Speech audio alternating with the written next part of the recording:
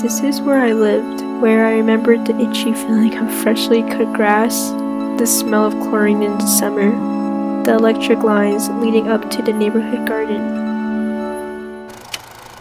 I had a bittersweet childhood.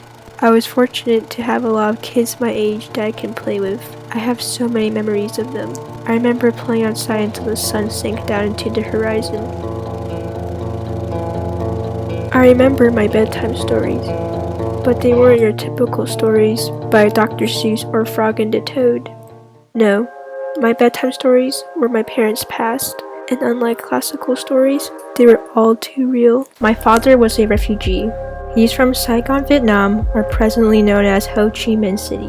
The Vietnam War took hold of his childhood. He told me hunger always lingered out of reach, unable to be satisfied. He managed to escape his home country when he was only 17. In a neighboring country, my mother was born in China, in the rural area of Guangdong province. My mother dropped out of primary school to support her family. She didn't have the luxury to eat what she wanted. Her meals consisted of boiled potatoes. These stories are just small remnants of their past. These stories were not intended to scare me, but show me how far they've gone to provide me things I took for granted. But I didn't think much of it when I was younger. I just focused on schoolwork and hanging out with my friends, until the pandemic happened. The U.S. reached 400,000 deaths from COVID-19, nearly equal to the number of Americans. All of our representatives are currently busy. Please stay on the line, and your call will be answered by the next available representative. The estimated... Hello, DC's unemployment line. How may I assist you? I'm speaking for my mom, and I was wondering why she hasn't been receiving her unemployment benefits. Hold on a minute. Let me check. Okay, it says here your mother is disqualified. Why is she disqualified? Because the agency didn't receive the specific paperwork to deem she's unemployed.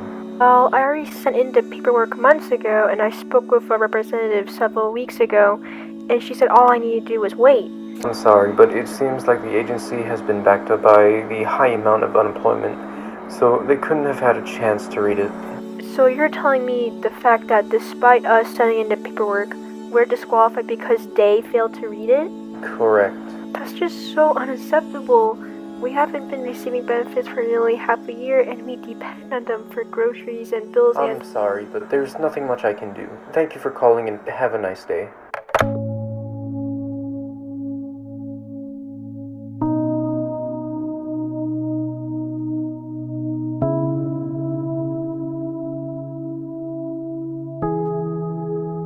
I just felt so defeated. 2020 forced me to grow up and adapt to unfamiliar responsibilities. I wanted to explode out of my skin and run from my problems and not have to worry about it anymore. But instead of running out of defeat, I ran towards hope. I believed in hope, hoping there'll be change in the future, hoping I can still make memorable moments during 2020. College also holds the potential of hope. When I look at my parents and I see my mother's cracked hands, I'm reminded of the hardships they endure. Going to college is full of opportunities. The opportunity to start a new beginning, the opportunity to be the first to pursue a higher education, and the opportunity to fulfill my parents' sacrifices.